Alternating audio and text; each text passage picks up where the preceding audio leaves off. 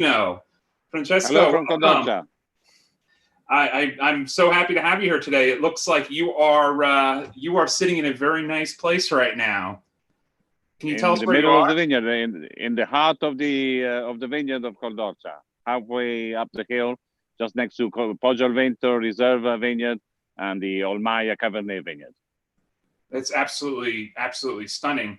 It's nice to actually have someone sitting outside at this time. It just reminds us all that we finally gotten to that point where the weather is beautiful and we can go out and enjoy ourselves, and especially everything that's been going on for so long. So, before we really, dig into the details, I just wanted to kind of give everybody an idea of why I think the work that you and your family has done, and also the location you're in, why I think it's so important for them to know about what you've done and what you are currently doing. So for me, when I think of these wines, I think of it being one of the most classic producers of Brunello di Montalcino, going back to when I first started to explore Brunello. In fact, for me, whenever I would be at a tasting and I would find my way to this table, first thing that would stand out was the amazing amount of vintages that Francesco was willing to bring to a table. So you would be at, say, a 2015 Brunello tasting, but you would be able to taste 5, 10 vintages of Brunello and to really understand what this producer is doing. And we're talking wines that come across as so classic. But here's the thing, 2 important things. Number 1, they're one of the largest producers of Brunello, and yet their products come across as complete artisan creations. You do not taste these wines and think, this is a large producer of Brunello. You taste these wines and you just imagine that Francesco's in the winery by himself, working every single barrel and tending each vine. That is the kind of message that these wines communicate. But what's more is that when we talk a lot about Montalcino, especially here on Vinous Live, but also in a lot of the writing that you read these days, everybody's talking about the north, everybody's talking about the high elevations, and it's far too seldom that we focus on the south. And we're now going to be talking about a producer that is basically as far south as you can get in Montalcino, and yet is producing these amazing classic wines. It is absolutely amazing to me. So, Francesco, sorry for monopolizing the conversation there, but I really wanted to make sure everybody understood why I feel your wines and what you've done is so special. Thank you. Yes, well, we made a choice. The choice was made before me, but I am totally behind it to stick to the classic, as you said, and those huge old barrels of Slavonian oak and of French oak that we have in the cellar that we keep using 40 years, 50 years on, really indicate how we want the wine to evolve and mature during the time in the cellar before we bottle it. The secret, I would say, is really in the choice of harvest, in the moment of harvest, and respecting that very unique feature of Sangiovese, which is the acidity, the freshness. That gives us the opportunity to produce wines that will last over time, and also the pairing with food comes into play quite nicely. Well, I mean, for me, I think the whole southern aspect is a huge thing, because it's such a different terroir from much else of Montalcino. I mean, you're really talking about a much drier and a much warmer location than much of the wine from Montalcino, and your winery is basically as south as you can get. I mean, although you are Sant'Angelo and Colli and Poggio al Vento, which is your pride and joy, is a little farther north, the winery itself is actually closer to Sant'Angelo Scalo, correct? Yes, on the border of the territory of Montalcino, close to the river, so as close to the Mediterranean Sea as you can get for the territory of Montalcino. The warmest area, and also the area where we have less rainfall, because we are so much under the influence of the Monte Amiata, of the high mountain here, and the clouds sort of drop the rain on the mountain and then kind of skip us. So we were in the shade, so to speak, and then it rains again on the highlands of Montalcino on the northern side. So warmer, drier. We historically are the first producer to start harvesting, and the first ones to finish as well. And you also have quite a storied history in the region. I mean, your family may be going only back into the late 60s, early 70s, but we're talking going back to the early 20th century here. Can you tell us a little bit about the estate, how it started, and then how it evolved to where it is today? Yes, the estate is an offshoot of a larger estate, which was the Fattoria Sant'Angelo, which dates back to the 14th century. The earliest news in the archives of the Republic of Siena are precisely from the 14th century. And then in the first half of the 20th century, when the first exhibition of Italian wines took place in Siena, the Fattoria Sant'Angelo presented in 1933 3 vintages of Brunello. So it was already an established producer by then. And then in the 1950s, there were 2 brothers, 2 Franceschi brothers, and the father split the property in half with great precision. He wanted to make exactly a very even separation between the 2 brothers, and then went to the notary public and had the 2 halves of his estate drawn to assign them to each one of his sons. And he put another rule. He said, none of you sons of mine can call your property with the name of my property, with the Fattoria Sant'Angelo name. And so one son chose the name Poggione, and the other son chose the name Coldorcia.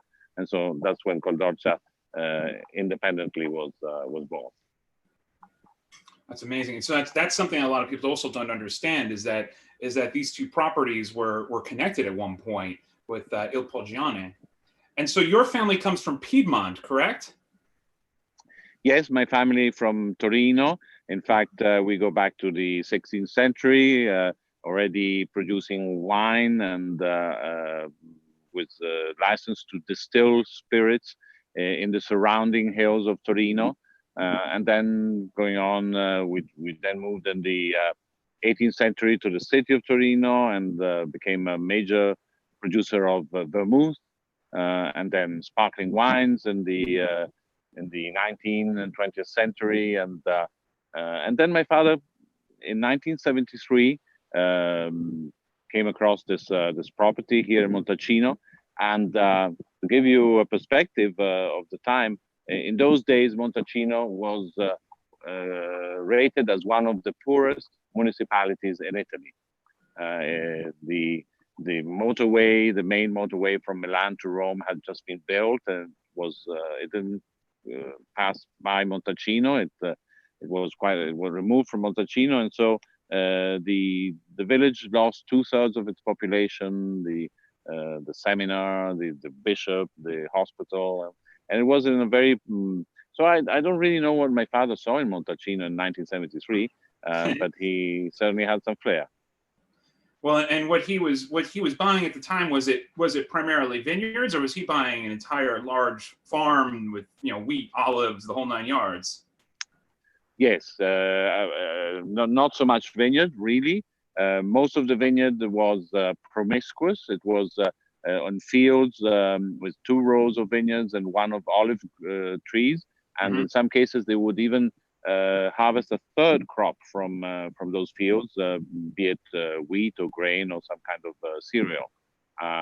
So a very biodiverse environment, and with little vineyard. You see, in 1950, when the 2 brothers separated, a higher value was given to a hectare of olive grove, and even a higher value was given to a hectare of land suitable for growing tobacco. Tobacco was the most profitable crop in those days.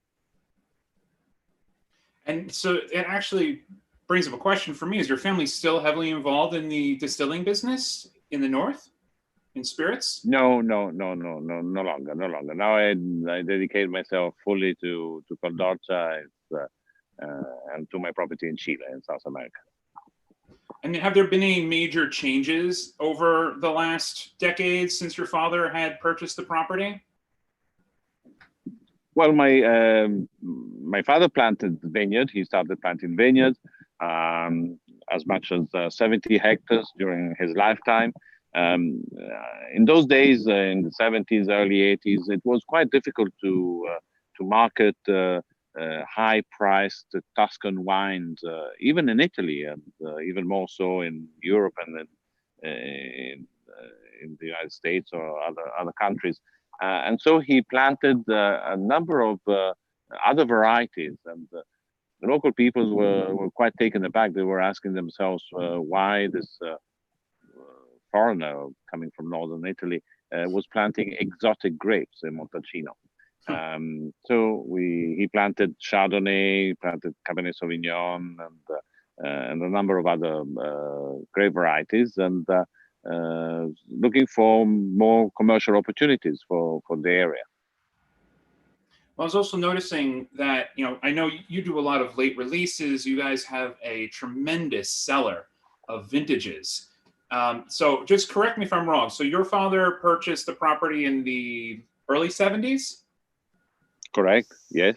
And I just was noticing, when I was looking at your website that you even have a 1968 listed there. Did he also end up buying a cellar full of wine that had been made prior? Well, one of the interesting things I remember when I first arrived here, and there was all this wine in the wooden barrels and the large barrels, and this was the economical situation of Montalcino.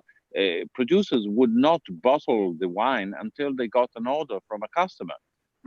They wouldn't spend money on glass and corks and all the rest. And so the wine was kept in the cellar, in the oak barrels.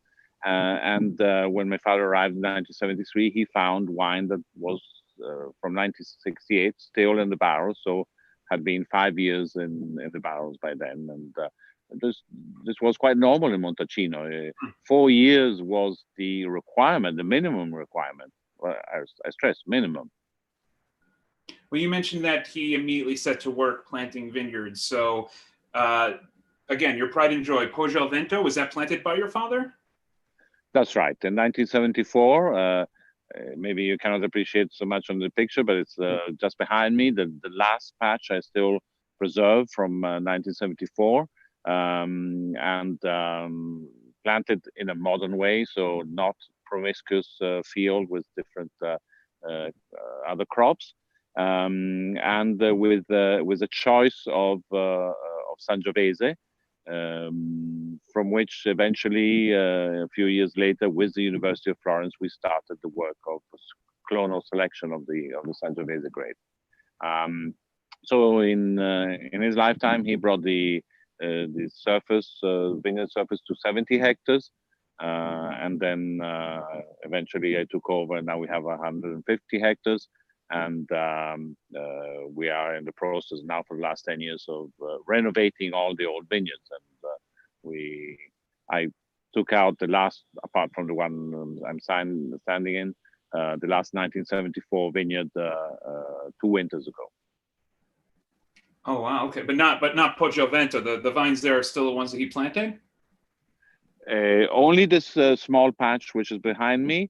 The rest has been replanted. What we use mostly in these days for vintages such as the one we are releasing now, 2010, 2012, 13, is a vineyard called Poggio al Vento Nuovo, new Poggio al Vento, planted in 1990. Interesting. But also some remnants of the old 1974 vineyards. 2 winters ago, I explanted the sottomuro, as we call it, and that was producing only a very small amount of grapes. By then, we were missing almost 2/3 of the plants by the time I uprooted it. But the clonal selection process, that's been going on for decades now. I mean, you've been replanting using clones that you have taken from Poggio al Vento in your other vineyards now. I mean, at this point, when you're doing replanting, that's basically what you're using. So your quality level is just going higher and higher and higher, technically, correct? Yes, but climatic change has come to sort of mix up the things, because the parameters we chose at the beginning of the clonal selection, so individuals that would ripen later, and with smaller clusters and so on, that has to change now. We need larger clusters that can withstand better dehydration and so on. So it's an ongoing work. And 3 years ago, 4 years ago, we planted with the University of Florence, with the Association of Nurseries, vine nurseries in Tuscany, the ultimate clonal field with 19 clones, the best clones of all the clonal selections conducted in Tuscany. So from Chianti Classico to Banfi to ourselves and so on, Chianti do Emila, and we are comparing them and keep on working on selecting clones, on studying clones, and trying to understand how to get the best out of this variety. In any event, the one result we have now come to accept is that the quality, the best quality, comes from variety. So the greater number of clones and the greater number of different individuals you use, the more complexity in both aromas and flavors you get in the wine. Well, I mean, that is incredibly exciting, and people don't realize, but Col'Dorcia has been one of the leading proponents in refining vineyard practices in Montalcino, in clonal selection, in making improvements in the vineyards. In fact, you know, everybody says this, but when you look at the work that Col'Dorcia has done, they really do look at the vineyards before they look to anything else as the best way to improve their wine. And one of the reasons I just wanted to put this picture up is because this is a testament to this winery's abilities, but also the late release that I was telling everybody about earlier. This 97. Now, this is not their Poggio al Vento. This is not their Reserva. This is literally their Brunello, coming straight from their cellar, and absolutely remarkable. Remarkable in beautiful condition, and from a vintage that was highly talked about and rated when it was first released, but hasn't quite matured the way a lot of people expect.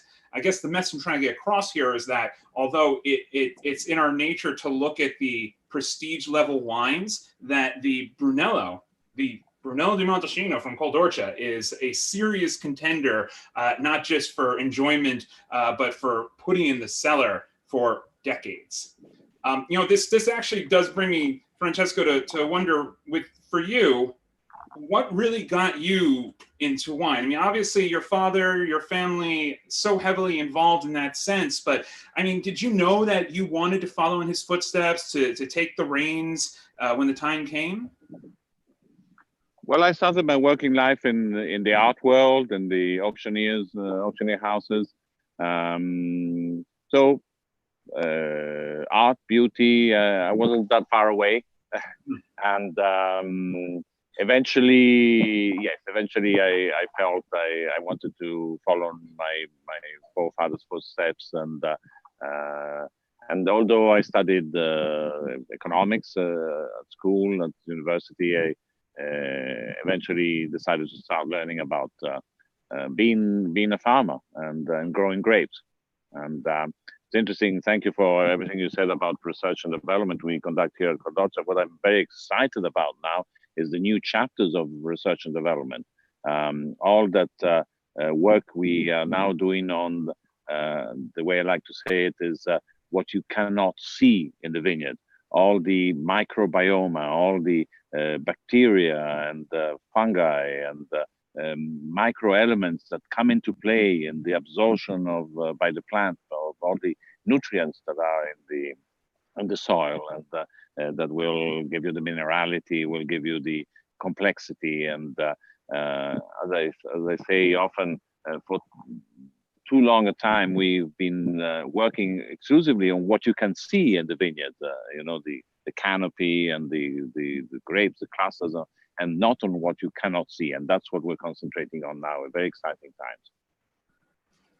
Well, it certainly, it again goes right to speaking to large producer with a small producer's way of working, which is, that's when I say small, I mean, artisan, hand tended, really focused, not just looking at, large swaths of land and, an entire cellar full of barrels. And that right there is tremendous. Not just from your Brunello, but from some of the other wines you produced, which I'd love to talk about a little bit today too, a little bit later on. I just want to mention really quick to anybody that's watching that if you have any questions or anything that you want to ask, try to get them in as early as possible so I can try to weave them into the conversation. So please ask away to your heart's desire as we talk. One of my burning questions, and not to pull too far away from Brunello, but am I correct that you are also something of a cigar lover? Well, I mentioned before that traditional crop here in this part of the world was tobacco, and so we brought back tobacco production in a small way.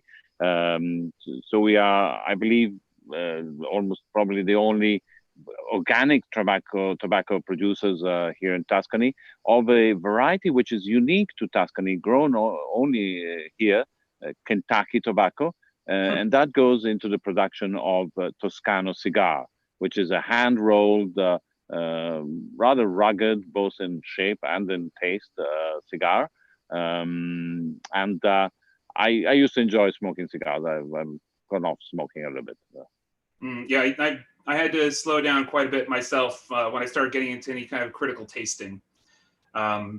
But once in a blue moon, I will I will enjoy a cigar if I do have the time. It's one of the few things in life you could sit down and slow down with, right?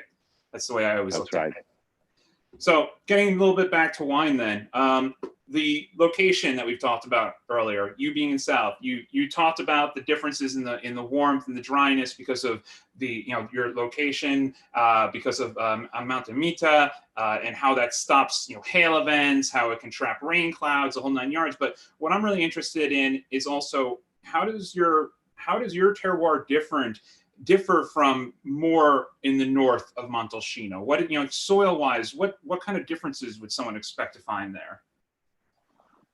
Well, in terms of soil, the whole of Montalcino has a rather varied picture, and so we have been on a fairly large estate, a bit of everything. We have the lower lands, which are younger soils from the latest glaciation, so the alluvial terraces of the riverbanks of the Orcia River, of the Ombrone, of the Asso, which you have on all sides of Montalcino. And then as you go up the hill and you go higher, you get to older soils.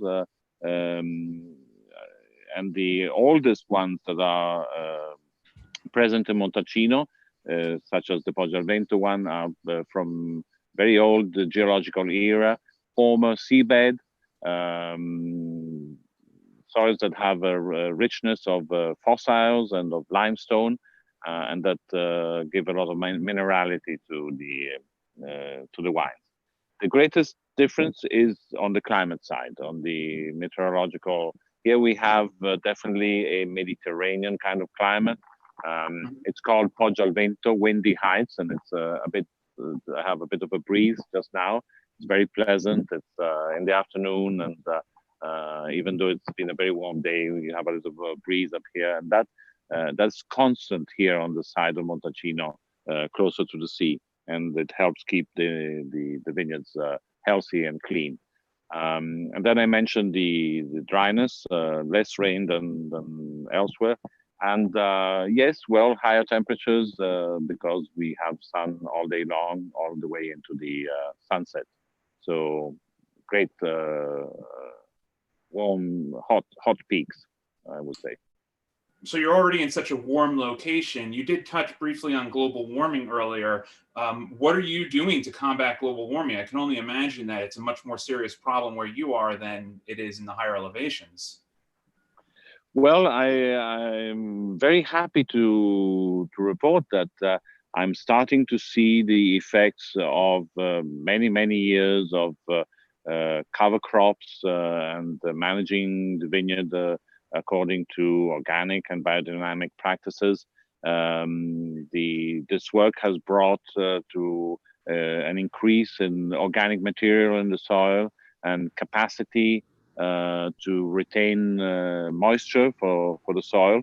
And especially in the older vineyards, the vineyards that have deeper roots, we can see a capacity to confront drought, especially drought that we've had in a couple of times in the last decade. We're also working on a project in the same area with the University of Florence, and using a natural product from a cave called zeolite. Zeolite is a natural product that retains humidity and then releases it with heat. It's a natural phenomenon, and today I got a great big metal sign from the university that we're going to display down at the next to the shop of the estate to explain how we're working on a natural way to confront the phenomenons of drought and great heat that are the most visible ones of climatic change. I remember looking back that there was one point where producers in your region were trying to get some allowance for emergency irrigation. Is that something you still even attempt for? Or, I mean, do you feel like you've kind of worked around that now? Well, emergency irrigation is allowed.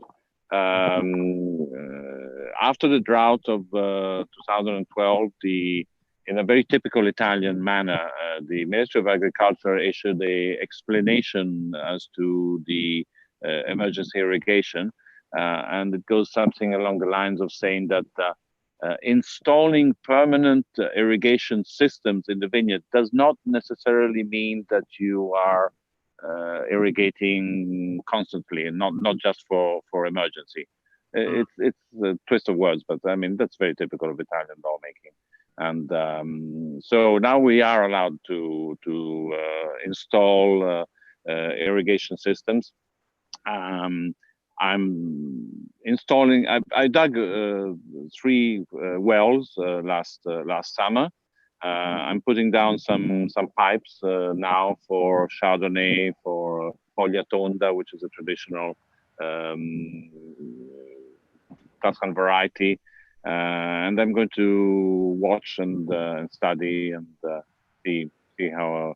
In any event, I will not go into fertile irrigation. That would be against my principle as an organic producer.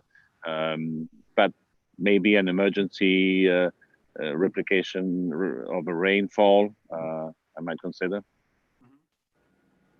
Do you ever think of expanding more toward the north to put into your Brunello, or are you just completely happy with your southern expositions at this point? Well, I like to think of Cordoccia as giving you a view like from a window, portion of Montalcino, very specific portion that some people, I must say, even recognize in the glass at times, and I'm quite happy to be looking. The symbol of Cordoccia is a hand pointing to the star. Right, yeah. And we've interpreted that as the mission of trying to produce the best wines that this portion of Montalcino is capable of producing. So I keep myself busy here. And how large is your the Brunello vineyards that you have when you exclude Poggio al Vento? Well, the total Poggio al Vento area, which defined by the soil conditions here on this ridge, 350 meters over sea level, is about 7 hectares. Some of them are very young vineyards, so they just go into Rosso di Montalcino, they go into vintage Brunello, and the rest is we do a selection, and usually about 25,000 bottles. In 2013, which is the next vintage, we had a very small amount of wine, so it's a smaller number. It's only about 12,000 bottles. But in a good year, we'll do 25,000 bottles of Poggio al Vento. Can you tell us a little bit about how the Poggio al Vento vineyard differs from the rest of your vineyard locations? this soil condition. The majority of the soils in Montalcino are rather more clay, heavy clay, and on the other hand, here this older former seabed soil is more sandy. The main component is sand. So looser soil with very good drainage, good amount of skeleton, as we call it, so stones, pebbles that really allow the roots to develop in depth, and that's the main feature of the Poggio al Vento, that delivers tannins which are silkier, they're rather compact, but very fine and silky. It's certainly a wine that requires some time in the cellar, but will certainly repay you with your patience with rewards. That is for sure. And what are you actually drinking here today? Well, I brought up a bottle of Poggio al Vento Brunello Montalcino Riserva 2012, which is the current vintage of this label, and I brought a bottle of Olmaya Cabernet Sauvignon 2014, because the other vineyard I'm sitting next to is the Olmaya vineyard. So I thought it would be appropriate to have the two wines that are in the background just here where I'm sitting. Could you possibly just kind of put the Olmaya toward the screen so people can just see the label? It's, I'm a admitted fan of Tuscan Cabernet Sauvignon. I mean, I absolutely love it. It ages remarkably well. It always has that Tuscan flair to it, and it was certainly an exciting bottle for me to taste. In fact, I actually do have a question here from somebody asking. This is from Michael, and he's asking about your Cabernet and its ability to age versus your Brunello. What would you say is the aging potential of the Cabernet Sauvignon? Well, this vineyard was planted in 1984 by my father, and first vintage 1989. I still have some bottles of 1989. Obviously, a fairly young vineyard, but the wine has held very well. The second vintage 1990 is like you would expect from 1990, a great vintage and aging very, very well. Same as with Sangiovese, at harvest time, we protect first and foremost the freshness, the acidity of the grapes, so as to make a wine for long aging. So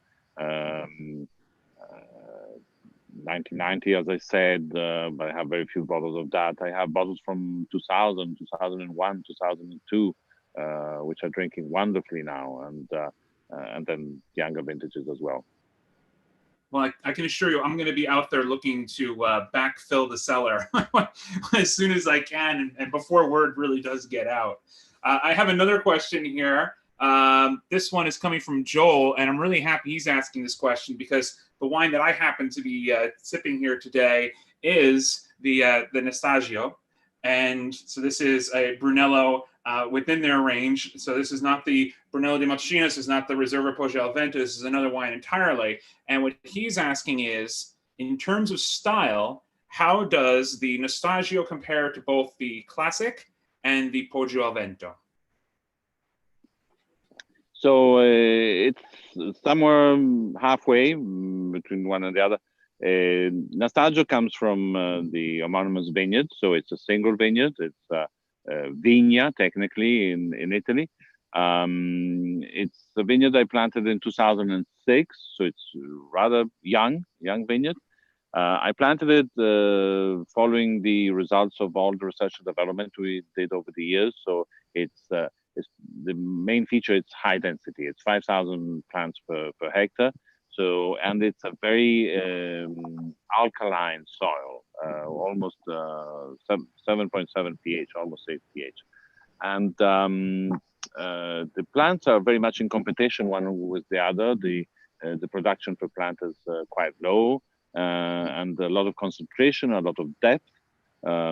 So we decided to use small barrels, barrique and tonneau, for the first year of aging out of the 3 total years we we give this wine in oak barrels, and so there is those elements of modern style, but still the same tradition of Cordotto. So the same respect for the acidity, for the longevity of the wine, and I hope this wine really works as a incentive for other producers in Montalcino to work more and more towards recognizing the differences of our very varied and interesting territory, and doing more single vineyards, following the heritage that our forefathers left to us of being able to give single vineyard names to different wines on the territory. Well, I mean, when I was thinking of what I had the option to open today, this is the one that really stood out to me. It's not very normal that I'll open a Brunello around for what is lunchtime over here for me, but the textures of this wine, the aromas. I mean, the bouquet is just otherworldly, and the textures are beautiful. And there's so much just sheer textural density going on here. It's still a baby. But already just so able to be enjoyed. It's actually quite remarkable. So talking now about, since it's a good segue into the winemaking process. So obviously the one we were just talking about is made differently than the other wines in the winery. I wonder if maybe we could talk a little bit about what you are doing in the winery, between your classic Brunello and your Poggio Vento, how they may differ. But what are your current techniques? Yes, what I like to say is that I tend to recognize the wines as from the 20th century and from the 21st century. In other words, up until the year 2000 and even a little bit closer to now, we were extracting a lot from the grapes. We were giving very long macerations. I remember in the late 90s, when you had visitors at the cellar at harvest time, you would be proud of how long you kept the wine on the skins, for a lot of extraction. That has changed quite a lot, and we tend to give a lot less number of days of contact on the skins. We were extracting a lot of dryness, a lot of rough tannins in those days, and that has now changed. We try to use a much more delicate hand and extract just what's necessary. So the number of days of maceration have decreased from almost 40 to less than 30 to 25 or even 22 these days. So that's probably the greatest change that has taken place. Plus, délestage, longer délestage, longer, less pump overs, less washing out of the skins of the grapes. And then from there, I mean, are you still using the large steel tanks for fermentation? If I recall, you had a very unique system that you used. Yes, well, the tanks we installed in the 1980s were quite an innovation at the time. Wide and low for great surface of contact of the skins with the must, with the wine, and they're still valid. They still work very well. The 150 hectoliters, so they don't allow us to do pisonnage too big, but we're quite comfortable with the size, and then we use them also for the stabilization of the wines before they go into wood. So we keep the wine in stainless steel during the coldest months of the winter, just after the harvest, for the wine to cleanse itself in a natural way before it goes into the oak barrels, and then the large oak barrels for 3 years or 4 years for Riserva. that hasn't changed at all. We have more monitoring equipment. We're better at quality control and knowing much better what's happening in during fermentation, with which yeast come into play, which bacteria come into play, and then how the wine evolves while it's in the wood. So we have a lot better knowledge and we can control a lot better. But the basic practices are the same. Hmm. And have you bought into, or are you interested at all in this new trend of using amphora? Have you experimented with this at all? No, I have not experimented here in Montalcino. I have experimented in Chile, in my winery in Chile. Well, that's something for my sons, from the next generation to. I'm interested, obviously, in following that, but it's going to be something I think they should work on. It's interesting. Some of them seem to go really right, and some of them seem to go really wrong. So it's in its young stages at this point, that's for sure. But there are some interesting and sometimes exciting results. So let's talk really quick about. Well, there's concrete tanks as well, oval-shaped concrete tanks. Also another interesting innovation. Absolutely. Let's talk my sister tells me concrete oval-shaped concrete tanks are the best thing. How involved is your sister in the winemaking process at this point? Is she heavily involved in the winery, or? She's a competitor of mine. Oh, that's right. Okay, so are you willing to mention who this competitor is? Well, she owned Argiano for a very long time, and then she was instrumental in creating Noemia di Patagonia. Mm-hmm. So the Malbec in southern part of Argentina, and now she's working in Portugal. I believe she's looking at something new from Portugal. Quite a talented winemaking family, that's for sure. So let's talk a little bit about we have wine running in our veins. That's definitely, absolutely. Rosso di Montalcino. So you have 2 Rosso di Montalcinos, correct? Yes. Mm-hmm. And can you tell me a little bit about how they differ? But also, like how your selection is made for Rosso? Is it a vineyard dedicated Rosso? Is it a selection? And then just talk about the 2 different wines a little bit. Yes, when I first arrived here in Montalcino, Rosso did not exist. The protocol of production of Brunello included a second wine called red wine from the Brunello vineyards, Vino Rosso dai Vigneti di Brunello. And that's how the wine was produced. It was a harvest selection of the grapes most suitable to produce a wine for ready drinking, for young drinking, that would be separated during the harvest. And that's the way we still produce Rosso di Montalcino. We from the same vineyards as Brunello, from the patches of vineyard that are more productive, the plants that have a greater amount of grapes.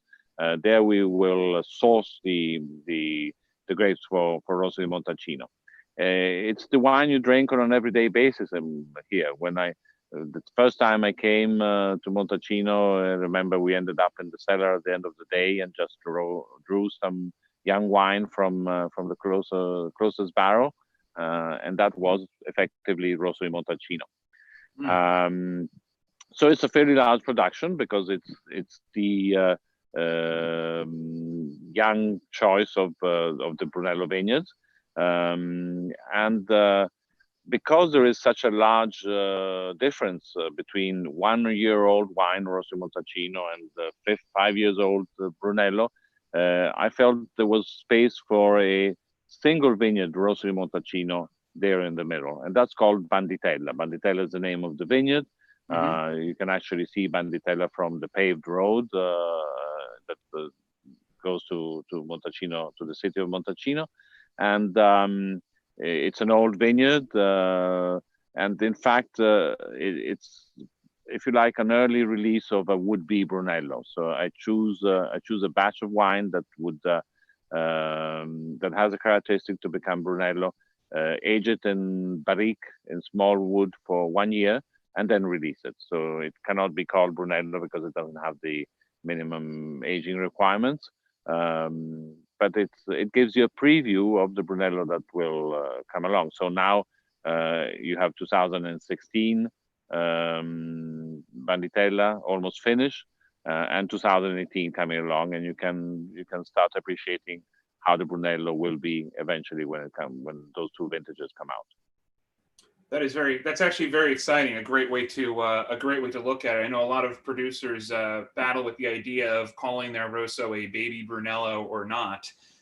You've solved that problem. You have both.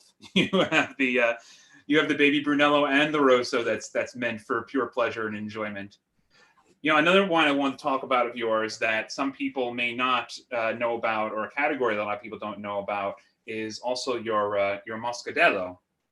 So, I mean, so this is something that, you know, when people think of Montalcino, they're thinking red wine, they're thinking Brunello, they may be thinking Rosso di Montalcino, but they're not thinking about Muscadello. Can you tell me a little bit about this resurgence in popularity of Muscadello and your involvement in it? Yes, well, when I present Muscadello di Montalcino, I always say it is the most important wine of Montalcino, at least from an historical point of view. It exists since the Middle Ages, and probably even before. We only have news that go back to the Middle Ages, but it was already established then. And in those days, Montalcino was on the road, on the pilgrim's road that went to Rome.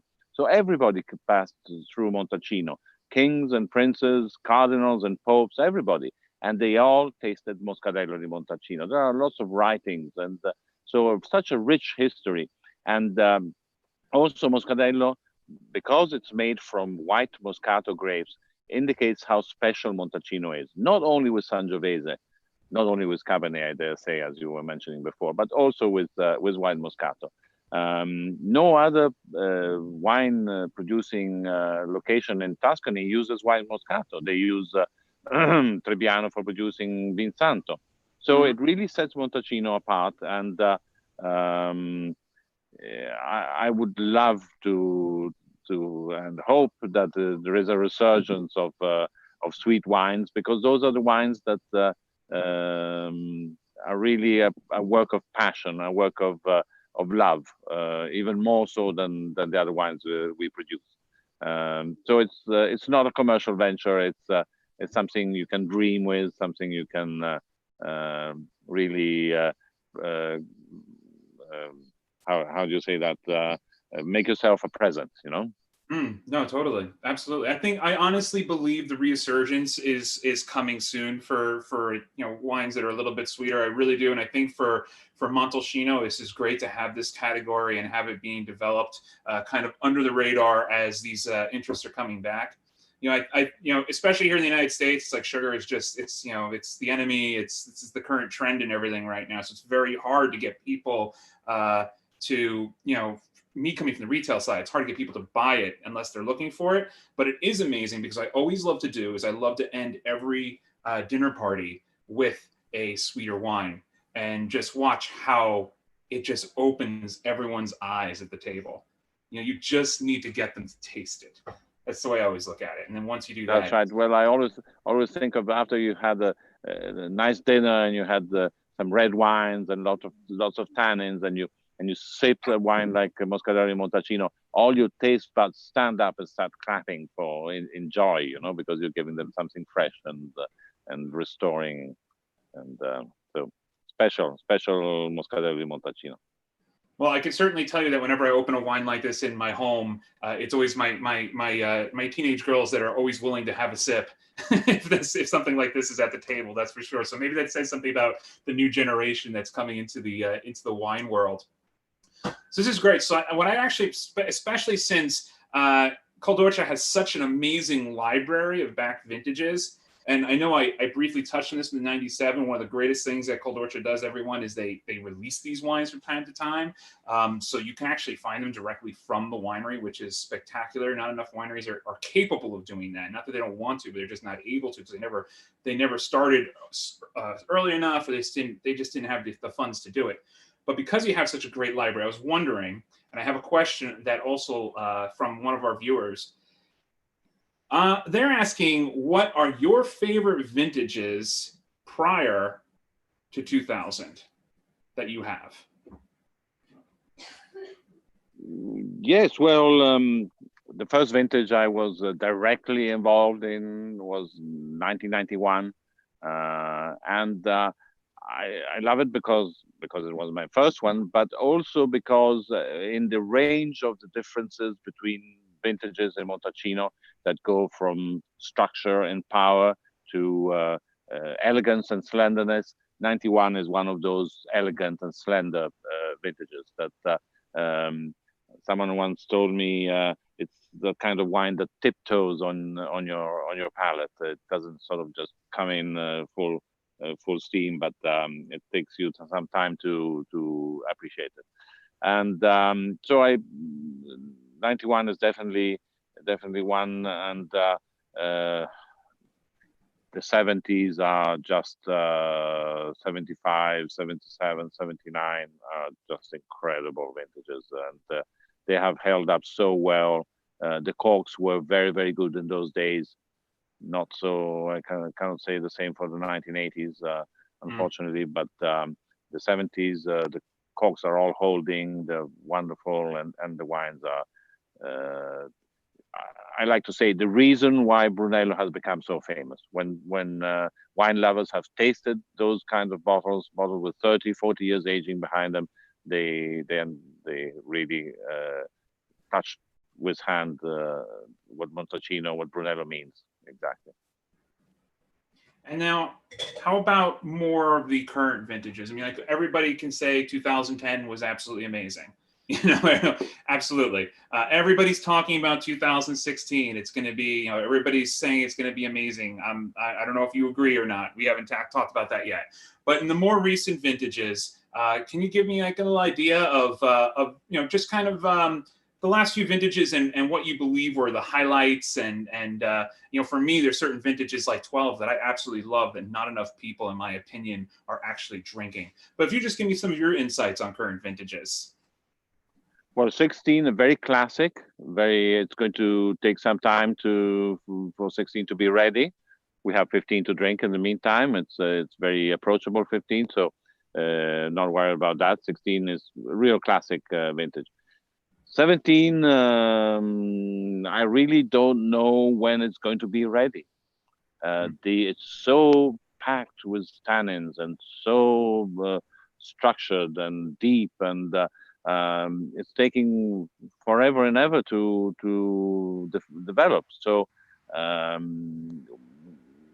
remember 1999 was the great structured year, and for a very long time we used to open bottles and say, why did I open this bottle? I should have just forgot about it, and even more so 2017 is we'll see. We're going to have to follow it.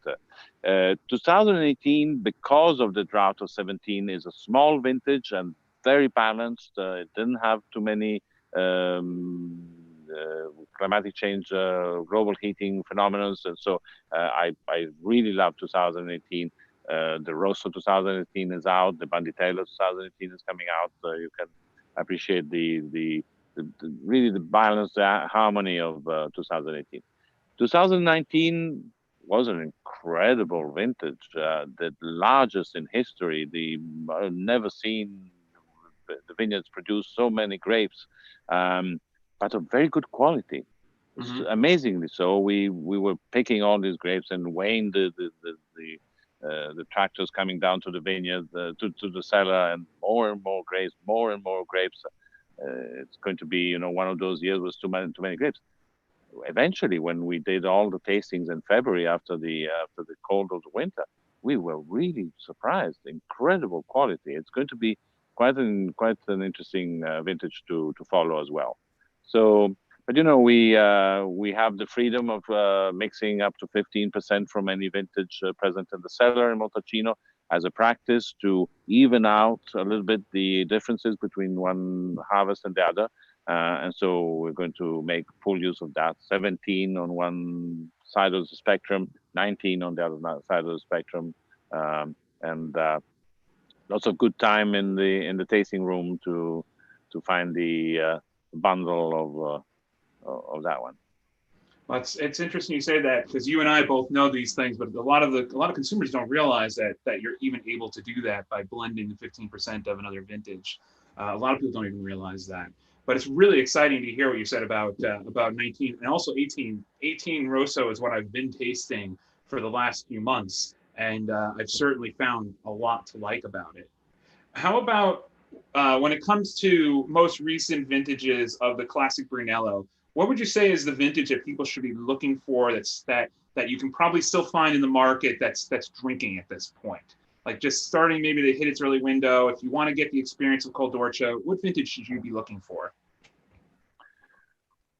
Well, the three great vintages of the last decade, of the previous decade, the 2004, 2006, 2010. Mm-hmm. I have tasted, especially 2004 and 2006, one against the other on more than one occasion, and sometimes 2004 wins, sometimes 2006. It's quite, and sometimes it depends on the taster. There's a subjective side there. 2010 is the great vintage, but 2006 isn't that far behind it. So those three, if you find bottles of 4, 6, and 10, they're usually worth tasting. I absolutely agree. We have a question here from Rob. He's asking if you're willing to let us know what the next cellar release will be. So, like any library releases currently planned from Coldorcia? Well, you caught me off guard there. We do mixed cases. We do 3-bottle cases. There is one 3-bottle case of Poggio al Vento Riserva, which was 2001, 2004, 2006, for instance. I remember that one.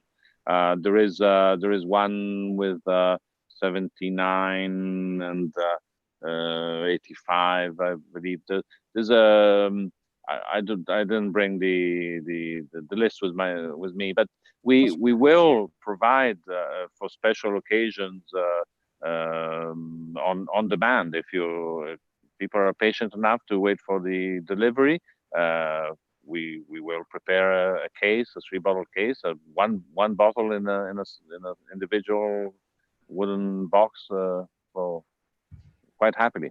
Actually, I don't have a bottle in it, but I can show everybody the beautiful wooden box that it would come in. But that's really great to know. When you mentioned the 3-bottle cases, you mentioned you can go direct, but is that something that someone could find in the market? Is anybody distributing that internationally, or does it need to be directly through Coldorcia? 3-bottle cases are in stock in Port Washington, in New York State at Tao Family Selection warehouse. So yes, you can, and if anybody writes to us, we put them in touch with Riccardo Legnaro, who is the keeper of the keys of the special cellar in Port Washington, and yes, they can be sourced from there. Beautiful. Well, unfortunately, we are completely run out of time at this point, but I got to tell you, I really, really had a great time chatting today. Before I say goodbye, I just want to say, everybody, keep in mind, this is totally different than every Brunello producer we've had on Vinous Live so far. This is a far south of Montalcino. This is a completely different region, but this is somebody that's making such an incredible classic wine. And I urge you that if you have not tasted these, all right, I wish there was a way that I could actually get you to experience tasting Coldorcia through Vinous Live, because that is the selling point. The moment you smell and taste these wines, this is pure classic Brunello. Beautiful, beautiful wines. Francesco, thank you so much for joining us. This has been fantastic. Do you have any closing words? Thank you. No, just a toast to good health. Health is so important these days, as always, but especially these days, good health to everybody, and hope to meet in